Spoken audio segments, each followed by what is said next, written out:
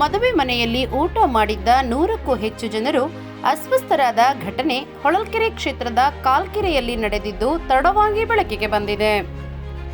ಕಾಲ್ಕೆರೆಯ ಸಣ್ಣ ರುದ್ರಪ್ಪ ಮಗಳ ಮದುವೆಯಲ್ಲಿ ಊಟ ಮಾಡಿದವರಲ್ಲಿ ವಾಂತಿ ಭೇದಿ ಸುಸ್ತು ಕಾಣಿಸಿಕೊಂಡಿದೆ. ಅಸ್ವಸ್ಥರನ್ನು ಭರಮಸಾಗರ, ದಾವಣಗೆರೆ ಸರ್ಕಾರಿ ಆಸ್ಪತ್ರೆಗಳಿಗೆ ದಾಖಲಾಗಿದ್ದು ಚಿಕಿತ್ಸೆ ಪಡೆಯುತ್ತಿದ್ದಾರೆ.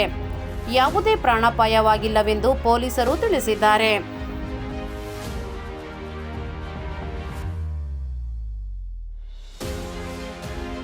ಮತ್ತಷ್ಟು ಸುದ್ದಿಗಳಿಗಾಗಿ ಸಿಟಿ ಚಾನೆಲ್ ಚಳ್ಳಕೆರೆ ಸಬ್ಸ್ಕ್ರೈಬ್ ಮಾಡಿ. ನಮ್ಮ ಚಳ್ಳಕೆರೆ ಟಿವಿಯನ್ನು ಪ್ರತಿದಿನ ಸಂಜೆ 8 ಗಂಟೆಗೆ ವೀಕ್ಷಿಸಿ.